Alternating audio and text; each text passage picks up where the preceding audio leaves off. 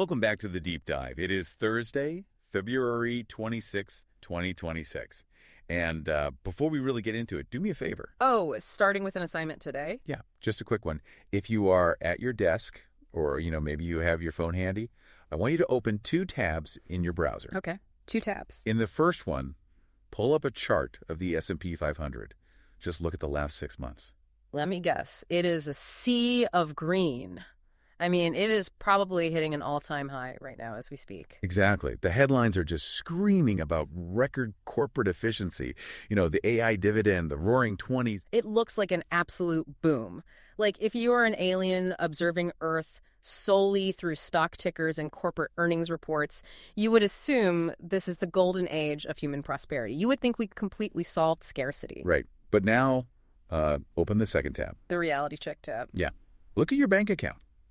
Or, if that is too depressing, look at the latest labor statistics that aren't usually in the big, bold headlines. You mean the labor participation rate, the stagnant real wages, those kinds of metrics? Exactly. The underemployment metrics. You talk to your friends, and even the ones with the safe degrees. The coders, the corporate lawyers. Yeah, the middle managers who basically run the spreadsheets. They are nervous. They aren't out celebrating the S&P 500. Because they are worried about their next performance review being conducted by an algorithm. Precisely. It feels like there is this massive disconnect. A glaring glitch in the matrix, really. We are seeing wealth explode vertically, upwards, while the actual mechanism that used to distribute that wealth is failing. You mean jobs? Yeah. Wages, careers. Right. The whole system is starting to sputter. It is decoupling. It just feels broken. And I want to emphasize to everyone listening that feeling isn't just vibes. It isn't just you being pessimistic. No, it is the result of a fundamental shift in the actual physics of our economy. We are living through a moment where the rules of the game are quite literally being rewritten. We see AI writing code that used to employ entire floors of office workers. And we see gig workers in Jakarta whose boss is literally just a few lines of Python script. Which brings us to the core premise, the real mission of today's deep dive. We are tackling a question that sounds, simple. Maybe even a little philosophical. Or abstract, yeah. But I am absolutely convinced it is the single most urgent, practical question of 2026. And that question is, what is value? It sounds like something you would debate in a dorm room at 2 a.m. Right. But it is actually the question determining whether you can pay your rent next month. Exactly. Yeah. Because for the last century or so, we thought we knew the answer. Value was a brick. It was a steel beam. It was a Ford F-150 rolling off the assembly line in Detroit. Yes. If you could kick it, it was capital. If you could physically hold it in your hands, it was wealth. But today, we're going to unpack a stack of 4 distinct sources that suggest we have essentially been measuring everything wrong. And because we measured it wrong, we miss all the warning signs of the crisis we are sitting in right now. We have been using a ruler made for the 1950s to try and measure the economy of the 2020s. So we are going to connect the dots today. We are starting with a Federal Reserve white paper from the early 2000s that basically admits economists were flying blind. Then we will move to a really scorching historical critique of how we decide who is a maker and who is a taker. Followed by a ground-level academic study from Indonesia regarding the gig economy. And finally, a brand new market analysis from this very month, February 2026, about the Great Decoupling. Our goal here is to understand how we moved from a world of physical stuff, bricks and mortar, to a world of knowledge work. And now, potentially, to a world of completely jobless growth. So settle in. This is not just about abstract economics, it is about your place in the future. Let's start with the invisible stuff. Yes. Section 1, the hidden trillion. We need to set the time machine back a bit for this one. We are going back to a really seminal paper. It is titled Intangible Capital and Economic Growth. By Corrado, Holton, and Sickle, published in 2006. Right. And even though it is 20 years old now, honestly, it is the Rosetta Stone for understanding 2026. So to understand why this specific paper matters, you really have to remember the context of the late 90s and early 2000s. Paint the picture for us. Okay, we were right in the middle of the computer revolution. Everyone suddenly had one of those big beige PCs on their desk. The internet was exploding. Email was rapidly replacing physical memos. And companies were spending absolute fortunes on IT infrastructure. I remember that era well, the whole dot-com boom. It felt like everything was changing at light speed. It did. But here was the massive problem that had economists pulling their hair out. They could not find the productivity gains in the data. This was the famous Solow paradox, right? Yes.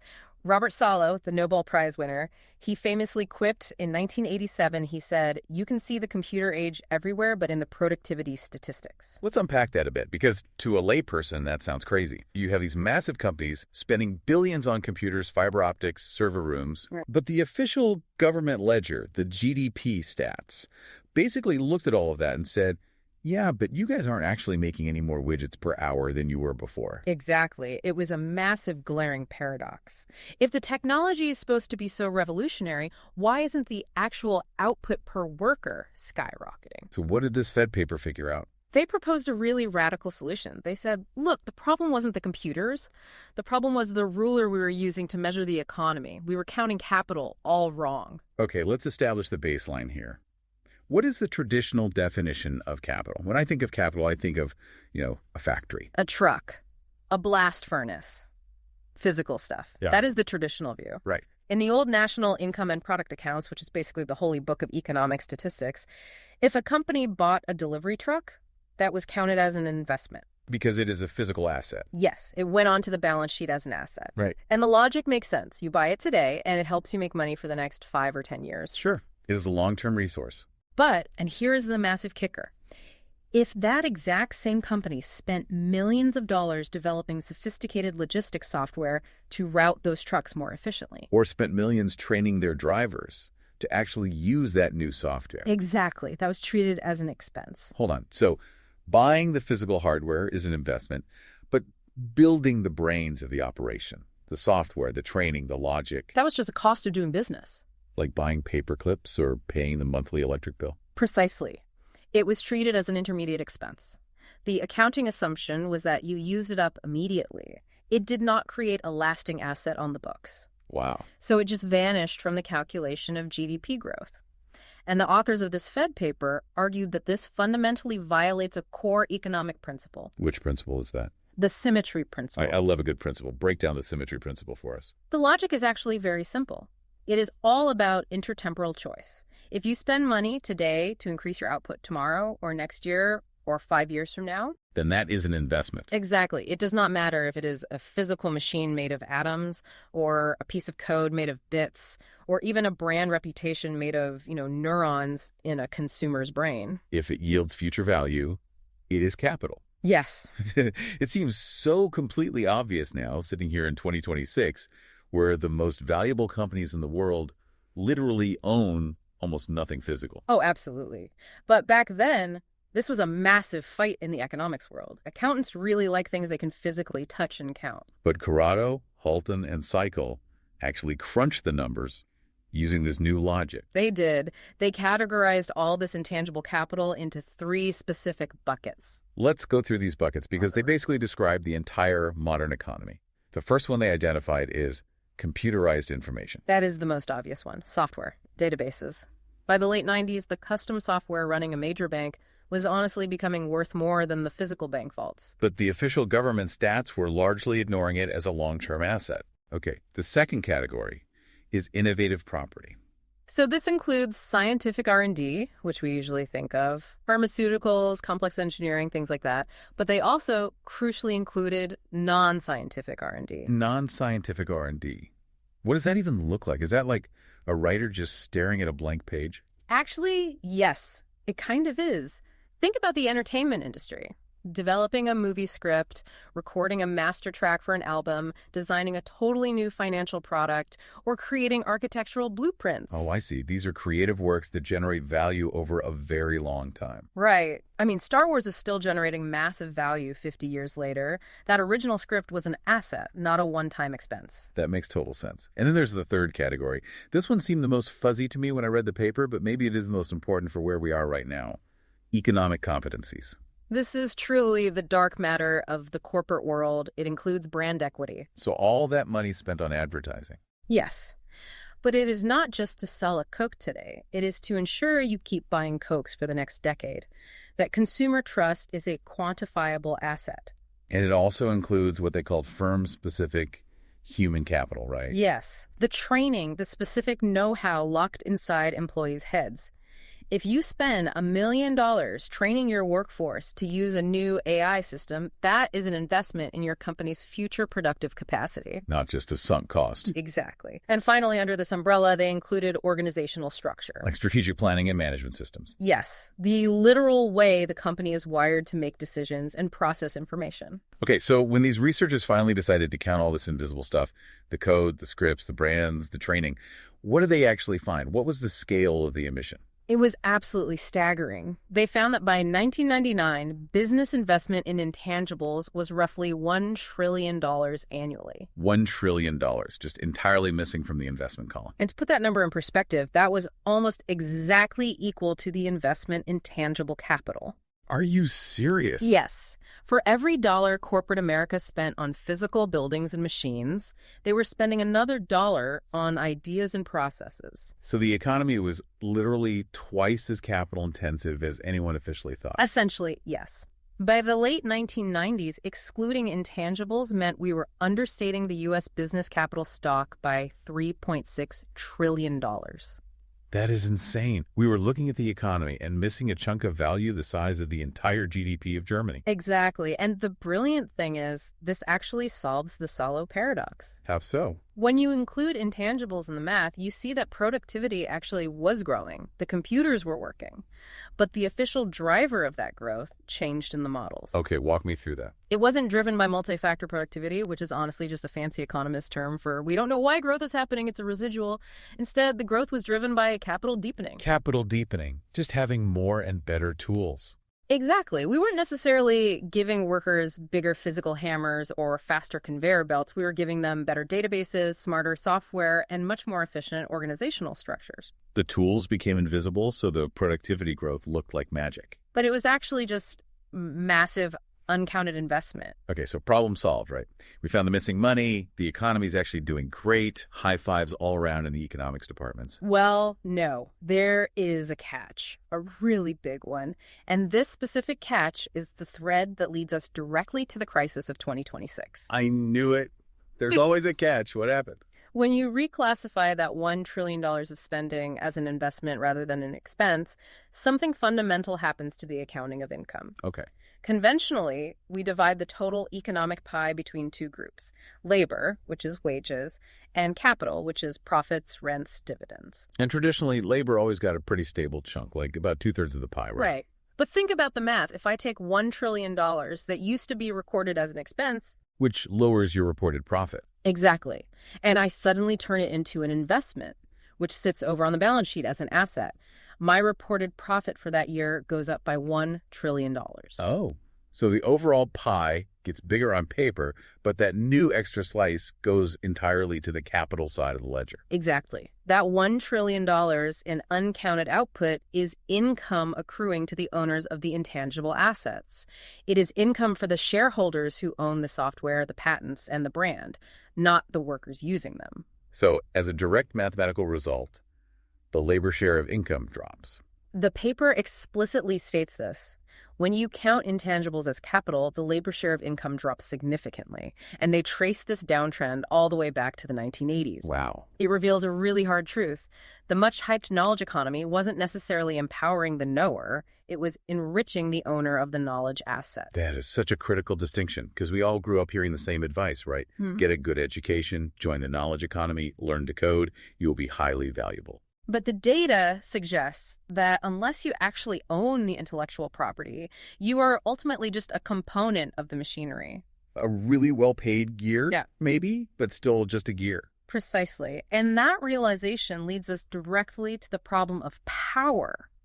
If the most valuable things in the modern economy are completely invisible concepts, how do we actually decide who really created them? And who's just extracting rents from them? Exactly. Which perfectly transitions us to our second source for this deep dive. We are moving from the dry mathematical statistics of the Federal Reserve to an incredibly searing critique of modern capitalism. We are diving into a book called The Value of Everything by Mariana Mazzucato. Just a quick note for the listeners, Mazzucato's work touches on some heavily debated political and economic philosophies. We are going to explore her arguments in detail because they are vital to understanding the current economic debate, but we are just laying out her premise. We are not taking sides or endorsing a specific political platform here. Right. We are just looking at how she analyzes the mechanics of value. She takes that exact observation we just discussed about the labor share dropping, and she asks a much more fundamental historical question. How do we even decide who is productive and who is not? Yes. And to explain this, she introduces this really brilliant concept called the production boundary. I really love this visualization. Imagine a literal fence drawn around the economy. Inside the fence are the makers, the people and the activities that actually create new value. And outside the fence are the takers, people who might move value around or extract it or charge tolls, but they don't actually generate anything new or useful themselves. But the wild thing she points out is that this boundary, this fence, has shifted wildly throughout history. Oh, constantly. And it is usually determined by whoever happens to have the political and economic power at the time. So give us the historical context she provides. Well, she goes back to the 18th century.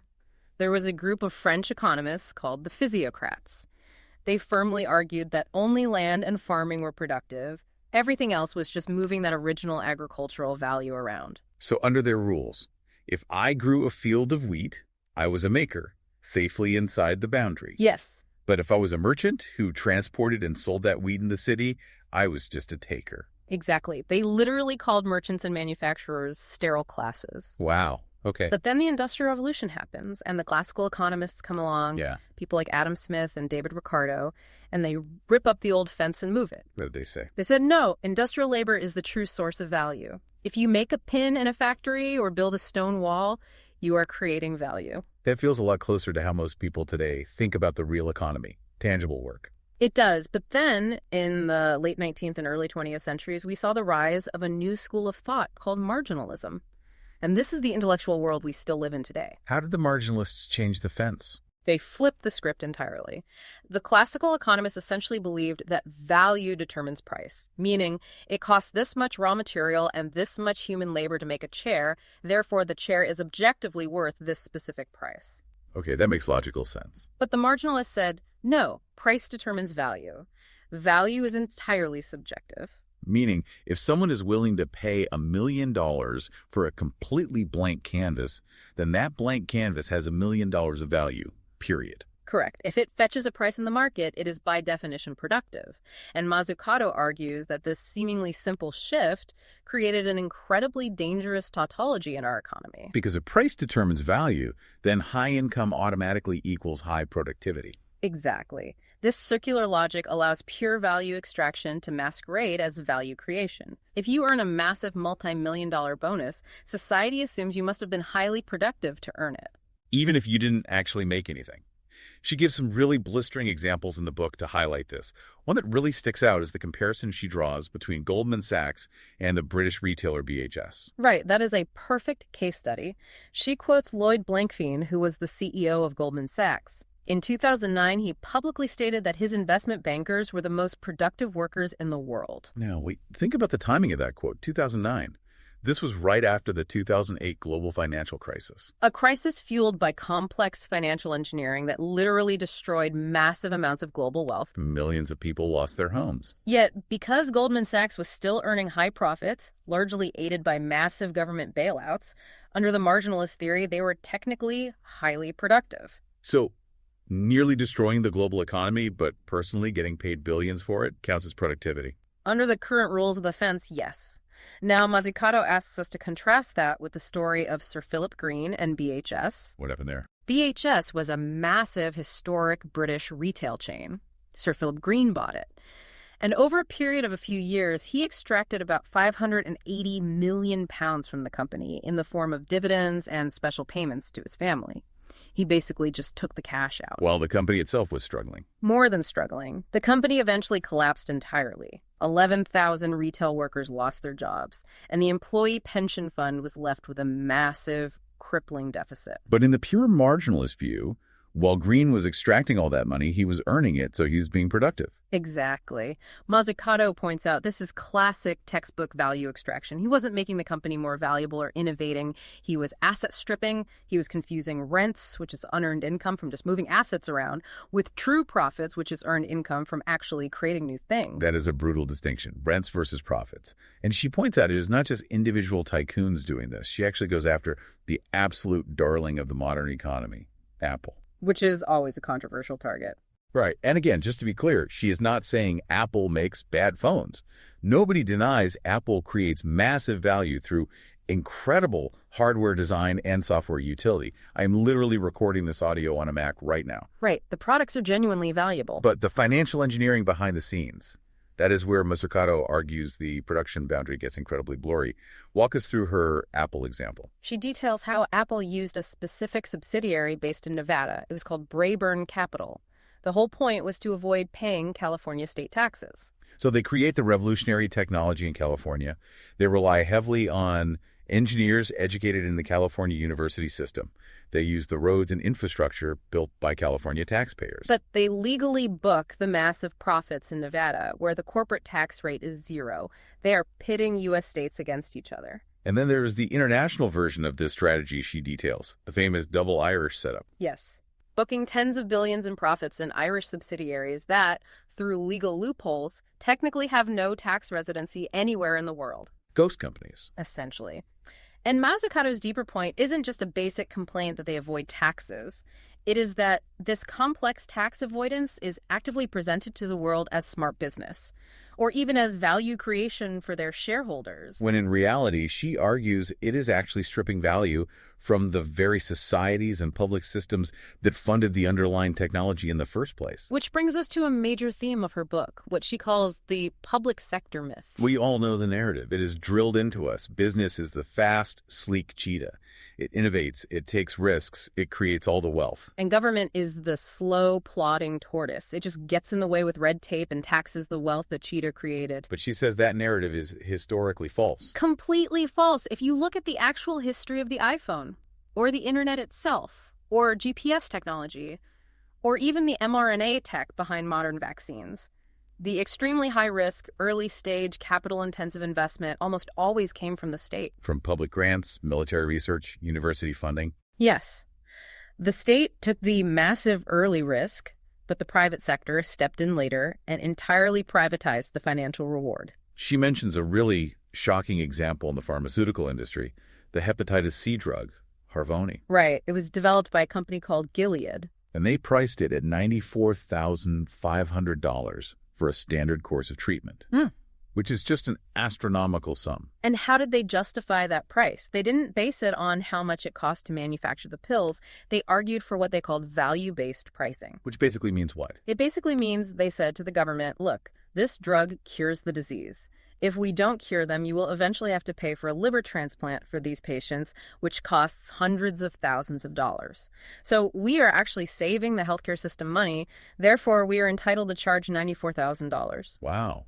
So they are pricing it based on the maximum amount the market can technically bear, rather than the cost of production or the public contribution to the initial science. Exactly. And Mazzucato argues that when you do that, you are crossing the boundary, you are extracting value, you are charging a toll, not just creating value. Okay, let's take a breath and recap exactly where we are, because this is building on itself. It is a heavy stack of concepts. So, from our first source, the Fed paper, we have a system where intangible capital, like patents, software, and algorithms, is now the main driver of economic growth. And that system naturally pushes income away from labor and toward the owners of that capital. Correct. And then from our second source, Mazzucato, we see that the owners of that intangible capital use the myth that price always equals value to extract outsized financial rewards.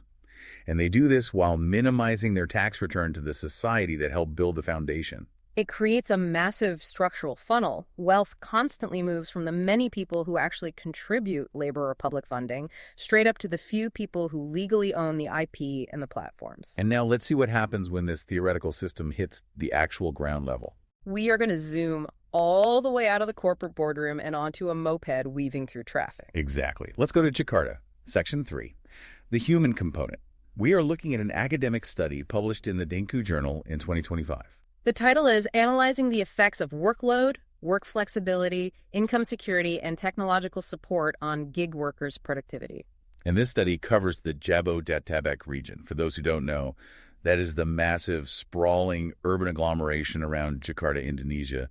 Millions of people. This specific study is so fascinating because it basically tests all these high-level macroeconomic theories we just talked about on the actual breathing human beings who are powering the modern platform economy.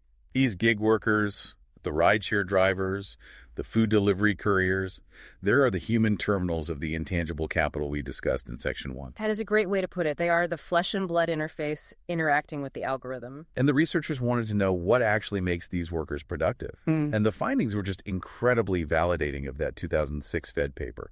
Absolutely. So they measured several variables, but they found that the single strongest influence on a gig worker's productivity wasn't their physical stamina. It wasn't how hard they pedaled or how dangerously fast they drove through traffic. Right. It was technological support. The statistical T-score for technological support was massive. It was 13.757. And for the non-statisticians listening, a score that high is basically a screening neon sign of the data. It means that the app interface, the back-end system responsiveness, the accuracy of the GPS routing, the intangible capital owned by the tech platform, that is what actually determines the human worker's daily output. So a really hardworking, motivated driver who is stuck using a glitchy, slow app is ultimately going to be unproductive. And a perfectly average driver who is given a seamless AI-optimized route is going to be highly productive. It completely validates the idea that the capital, the code, is doing the heavy lifting here. The human is essentially just a biological servo mechanism executing the algorithm's will. But the study also highlighted a really important psychological dynamic. They called it the flexibility paradox. This is the core trade-off of the entire gig economy, right? Yes. The study found that time flexibility had the strongest individual positive effect on a worker's motivation and their work-life balance. People really value autonomy. They love being able to open an app and choose exactly when they want to work and when they want to go home. It is a huge draw. But, and there is always a but, income security was a massive chronic stressor. So even though their daily productivity is measurably high, their actual confidence in having a stable income or any kind of social protection was incredibly low. Right. The researchers used something called the Job Demands Resources Model, the JDR model. It basically states that maintaining high productivity requires a balance. So you have high job demands, like a heavy workload and dealing with Jakarta traffic. To meet those demands without burning out, you need correspondingly high resources. In this specific case, the resources are the tech support from the app and the time flexibility. But if you look closely, you see the massive vulnerability here. What is that? Their entire productivity is entirely dependent on the machine. The worker is essentially just a replaceable component in a giant software stack. Yes. They have flexibility, sure, but they have absolutely zero ownership of the tool that actually makes them productive. And that perfectly encapsulates the precarious position of human labor in the 2020s. You might be highly efficient, but your efficiency legally belongs to the platform. And as we move into our fourth and final source, we have to ask the really scary question that this all leads to. What happens when the software stack inevitably decides it simply does not need the human component anymore? And that brings us to Section 4, the Great Decoupling. This is based on a market analysis article from Investor Place, dated just a few days ago, February 19th, 2026. And the headline is chilling. The Great Decoupling. How AI is rewriting the labor market. This article makes a massive claim. It argues that we are currently entering a phase shift in human history that is as significant as the original Industrial Revolution. He argues that back then, we experienced the Great Divergence. That was when machines finally replaced human and animal muscle. Right. A steam engine doesn't care how strong you are. It can lift 100 times more weight than the strongest man. Exactly. And now, the author argues, we are seeing the Great Decoupling. This is where machines replace human cognition. The AI simply doesn't care how smart or educated you are. The author, Luke Lango, uses a term from economic history that honestly gave me goosebumps when I read it. Engels' pause. The Engels pause, yes. Friedrich Engels was observing the early Industrial Revolution in Britain, and he noticed a roughly 50-year period, basically 2 entire generations of workers, where the overall economy grew massively. Profits absolutely soared. Factories multiplied across the landscape. But the actual wages of the average worker stayed completely flat, or in some cases even dropped. All the financial gains of mechanization went entirely to the factory owners. It took decades of massive social upheaval, political reform, and the violent birth of labor unions before the workers finally started to catch up and share in the gains. And Lango argues fiercely that we are currently sitting in Engels' pause 2.0. And looking at the hard macroeconomic data from early 2026, it is really hard to argue with him. Break down the numbers he uses. Corporate profits in the U.S. are hitting record, all-time highs. They are currently sitting at 11.55% of total GDP. But meanwhile, labor's share of the economic pie has plummeted to 53.8%. That is the lowest level since the 1940s. This connects so perfectly back to our first source, that Fed paper from 2006. They saw the labor share starting to drop back in the early 2000s because capital was becoming intangible. And now, 20 years later, in 2026, AI has accelerated that exact trend to an absolute breaking point. We are seeing what economists call jobless growth. The GDP line goes up, but the employment line stays flat or goes down. And the article specifically challenges this very comforting narrative that we have all been fed for the last 5 years, the myth of augmentation. Oh, right. The idea that, don't worry, AI won't replace you. It will just be a co-pilot. It will just make you more efficient at your job. Right. Everyone in management has been saying that. But Lingo calls that out. He calls it the arithmetic of obsolescence. Walk us through that arithmetic. Just think about the basic math of a corporate department. Say you run a legal firm. If a new AI tool makes one junior lawyer 5 times more efficient at drafting contracts and reviewing discovery, do you suddenly need your firm to produce 5 times as many legal briefs? Probably not. The overall market demand for legal work is relatively inelastic. There are only so many lawsuits happening at once. Right, so if one lawyer can now easily do the work of 5, you don't just keep the other 4 on payroll and let them leave work at noon every day. No, you fire the other 4. You lay them off to capture the cost savings. And he points to very specific casualties in the stock market that prove this is actively happening right now, not in the future. Look at the education tech company, Chegg. Oh, Chegg is the ultimate canary in the coal mine for this trend. It used to be a wildly profitable knowledge toll booth.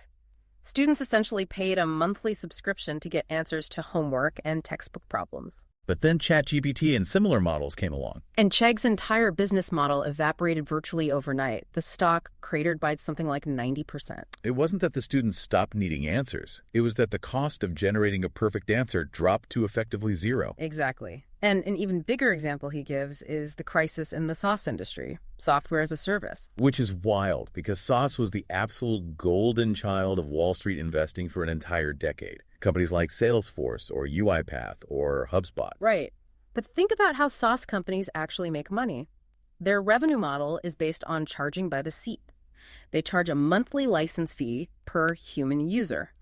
But if autonomous AI agents can now do the data entry, run the marketing campaigns, and update the CRM without a human, you simply don't need to buy as many human seats. The revenue model for the entire traditional software industry is being fundamentally disrupted. Why on earth would a company pay $50 a month for a human to slowly click through a software interface when an AI agent can just interact with the database API directly and instantly? You wouldn't. And the shift making this possible is what Lango calls recursive reasoning. This is a crucial point. We are not just talking about the chatbots from 2023 anymore, are we? No, absolutely not. That was the huge shift in late 2025 and early 2026. We are talking about models like OpenAI's O1 architecture or the advanced tiers of Google Gemini. How are they different? They don't just predict the next most likely word in a sentence. They actually compute. They reason. They create internal chains of logic. They check their own work for errors, and they iterate until they solve a complex problem. They can execute multi-step tasks without a human constantly holding their hand in the loop. Exactly. Okay, so follow the logic here. If the corporate capital is no longer flowing to human workers in the form of wages, and it is not even flowing to the traditional SaaS software companies anymore, where is the smart money actually going in 2026? If you follow the money, it leads directly to energy and compute. The article calls it the infrastructure of intelligence. Yes, because we have run headfirst into a massive physics problem. AI is not magic. It is just electricity processing information through silicon. Right.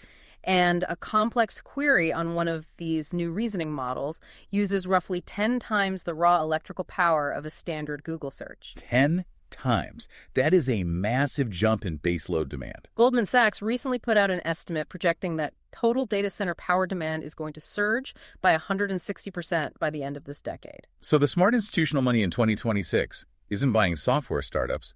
They're buying natural gas pipelines. They're buying nuclear power plants.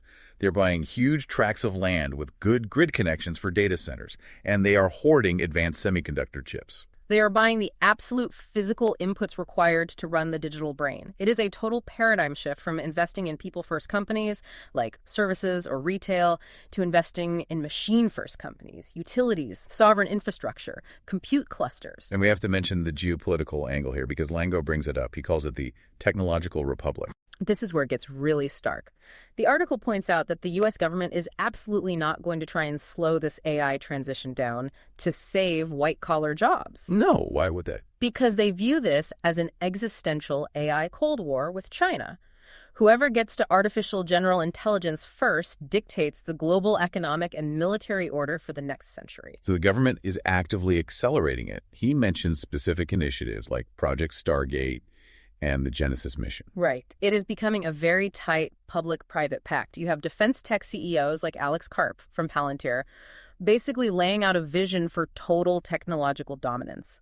And the government knows full well this rapid acceleration might economically displace millions of knowledge workers, but they view maintaining global compute dominance as a higher national security priority than domestic white-collar employment. Which leads Lango to use a genuinely stark, terrifying term for the displaced workers: the useless class. The useless class. That is so dark. It is the ultimate brutal manifestation of Mazzucato's maker versus taker dynamic. Wait, explain that connection. If the AI machine becomes the ultimate hyper-efficient maker of economic value, and the human brain is simply no longer needed in the corporate knowledge loop, then the human risks being viewed by the purely capitalist system as just a taker. Someone who consumes resources but produces nothing of market value. Exactly. Completely dependent on some form of wealth redistribution, if the political system even allows for it. Man. Okay, this is a lot to process. My head is genuinely spinning a bit. We have gone from dry accounting rules from 20 years ago to the literal potential obsolescence of human cognitive labor. Let's try to synthesize all of this. We have looked deeply at 4 very distinct sources. How do they actually fit together into one coherent historical story? It feels like a chronological story of steady displacement. Let's trace the arc of the arrow. Okay. First, we had the Fed paper in 2006. It warned us that the fundamental nature of capital was becoming intangible. The thing that actually made the money was no longer the physical machine that the worker operated. It was the proprietary code and the brand. Right. The tools became assets owned strictly by shareholders, not skills possessed and leveraged by workers. And that quietly started the long decline of labor's share of the total income pie. Then Mazzucato's book in 2018 warned us that as a society, we completely lacked the economic language to distinguish true value creation from parasitic value extraction. Because we blindly accepted the premise that price equals value, we allowed the owners of that intangible capital to legally capture all the financial gains, often through complex financial engineering, stock buybacks, and tax avoidance. While the public sector, which funded the foundational innovation, got totally squeezed, we essentially let the takers dress up in suits and call themselves makers just because their stock prices were high. And then the Indonesia study in 2025 showed us the painfully clear transition phase, the gig economy. The human is still physically there doing the work, but their actual productivity and value are entirely determined by the algorithm they are tethered to. They have the illusion of flexibility, but absolutely zero economic security or leverage. And finally, the investor place analysis from right now, early 2026, shows us the potential endgame. The machine simply cuts the tether, the great decoupling. The capital itself, the recursive AI models, becomes fully capable of doing the cognitive knowledge work autonomously. The production boundary shifts one more time. And this time, the human lawyer, the computer coder, the financial analyst, they might find themselves standing on the outside of the fence looking in, deemed unproductive by the market. We have moved through massive historical eras. We went from land as value to labor as value to price as value. And now we might be rapidly moving to a world where pure intelligence, specifically artificial intelligence, backed by massive electrical power, is the only recognized value. So what does this actually mean for you, the listener? If you are sitting there right now, commuting or at your desk, thinking about your long-term career, your 401k investments, or what your kids should study in college. It means we have to fundamentally, radically rethink what we actually consider productive as a society. Because if the free market simply no longer financially rewards human cognition and human time, then the basic social contract we all grew up with, the idea that if you just work hard and get smart, you will get ahead, that contract is fundamentally broken. We might need to completely redefine value. We might need to move the fence ourselves to explicitly include things that recursive algorithms fundamentally cannot provide. Like genuine human care, deep community building, or a type of physical, real-world creativity that isn't just statistical iteration. And we absolutely need to look closely at who physically owns the new infrastructure. If the infrastructure of intelligence, the compute clusters, and the power grid is basically the new oil of the 21st century. How do we structurally ensure that the incredible, unprecedented wealth it generates actually benefits democratic society as a whole, rather than just the tiny fraction of people who own the GPUs in the natural gas fields? It leaves us with a genuinely provocative trillion-dollar question. If we are truly entering a permanent era of jobless growth, if GDP keeps going up and up, hitting record highs, but a massive chunk of the population no longer has a traditional job to afford the output. Is that economy actually working?